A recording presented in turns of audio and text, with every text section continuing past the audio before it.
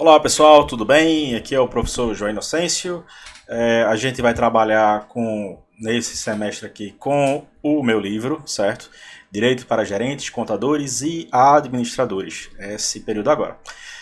Uma breve explicação da aula, a gente já conversou aqui, tem um pouco o meu currículo aqui, tá certo? Minha formação.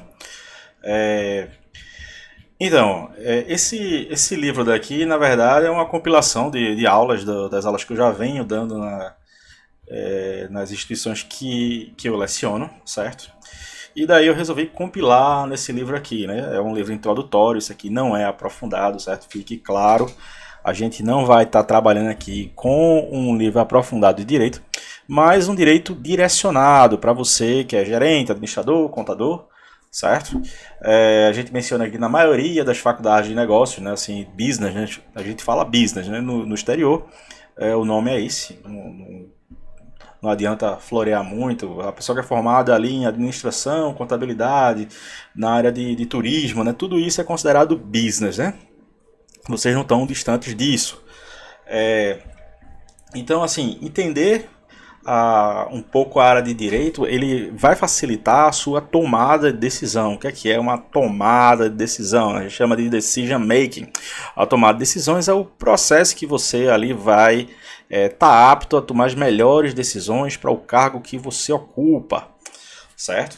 Então, na hora de você ponderar, vai ter questões de administração, vai ter questões de direito, mas assim, a questão legal ela é muito importante. Você não vai ser advogado. Esse livro aqui ele não vai te habilitar para advogar, nem para militar no direito, mas ele vai te dar elementos da área do direito que vão ser interessantes na sua carreira, certo? E aí você vai poder ampliar, né, em possíveis estudos individuais. A gente começa aqui com 3 exemplos. José Furtado é um gerente de uma transportadora e em seu trabalho descobriu que a mercadoria foi apreendida na fronteira de forma ilegal.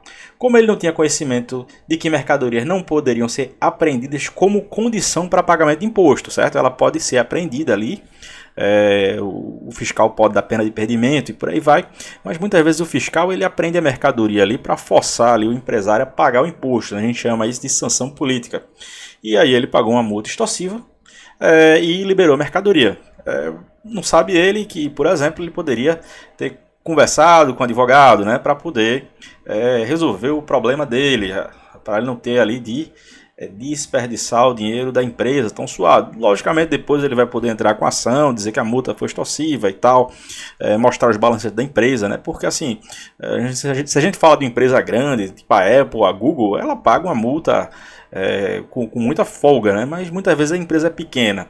E os auditores eles utilizam isso justamente porque o empresário ele fica desesperado, né? A mercadoria dele foi apreendida e daí ele quer simplesmente liberar, ele precisa transformar em caixa. Muitas vezes ele vai vender a preço de custo somente para fazer o caixa girar, mas isso não impede ele de buscar o direito. Vamos lá, Marcos Precavido, né? O nome aqui já é bem sugestivo. Ele é proprietário de uma pequena papelaria. Ele teve de se deparar com um consumidor que exigia que devolvesse o valor pago. Olha, o consumidor pode pegar de volta o dinheiro ou não, né? E ela tinha sido utilizada de forma abusiva pelo consumidor. Então chegou lá com uma resma de papel lá toda suja, né? Um computador que ele jogou na piscina, sei lá. Então assim, ele não sabia muito bem o direito do consumidor. Ele foi lá, devolveu o dinheiro dele, pegou a mercadoria ali danificada por culpa do consumidor, certo? O terceiro aqui, exemplos é Maria da Pureza. Vamos lá, Maria da Pureza. É a empresária que comprou um imóvel de Alcides Vendilhão. Comprou à vista, né? Ele utilizou um contrato elaborado por si mesmo. Ela que não é besta, né? Foi na internet, pegou ali um modelo, pagou os 100 mil reais de uma propriedade. O problema é que após 3 meses, né, o real proprietário que tinha o registro em cartório, ele apareceu lá, né? Olha, tá aqui a minha escritura, eu que sou o dono aqui, você pagou para o vendilhão, o problema não é meu, não é verdade?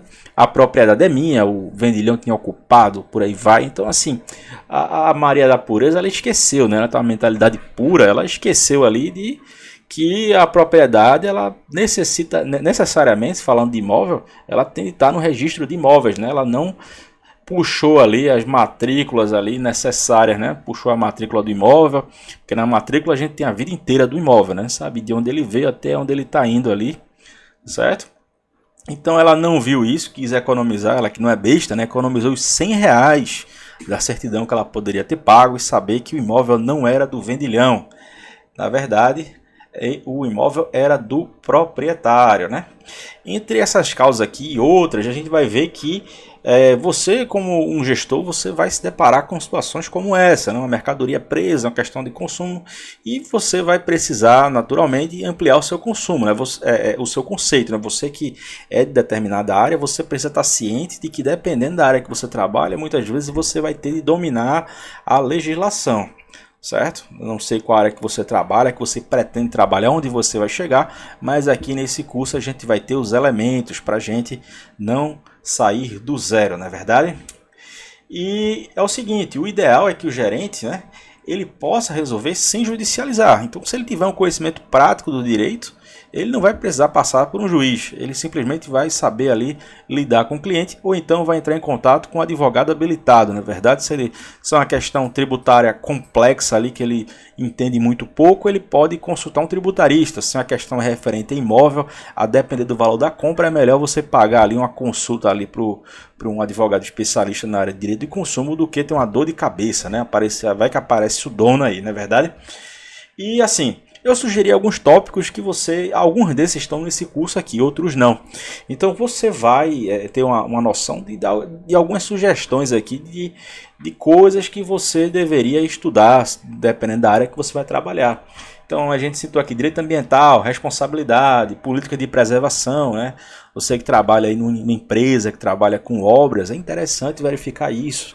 Trabalha numa empresa pública também, você não está livre desse risco, tá certo? Não é porque a empresa é pública que ela vai descumprir a legislação ambiental, tá bem? Direito civil, direito comercial, direito concorrencial, constitucional empresarial, né? A gente vai lidar ali com direito da concorrência, na verdade. Vai ter o CAD, né? Que é o Conselho de Defesa da Economia. O CAD ele tem uma grande atuação para evitar os monopólios, né? Ele vai atuar ali de forma que as empresas não concentrem ali o mercado em apenas um deles, né? Direito do consumidor, direito do trabalho, direito empresarial, direito internacional, você que trabalha com importação e exportação, penal empresarial, você que vai trabalhar no RH, é interessante você saber disso, as definições de crimes empresariais que você vai lidar, você que trabalha na área tributária, é interessante saber, né, as penalidades tributárias.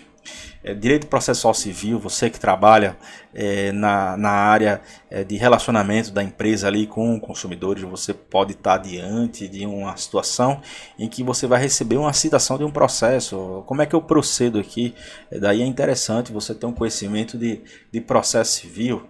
Você que trabalha no SA, é interessante você saber quais são os direitos dos acionistas, especificamente os acionistas minoritários, que são as maiores vítimas. Tá aí o caso das Americanas aí, né, de olhos vistos aí que a gente pode verificar.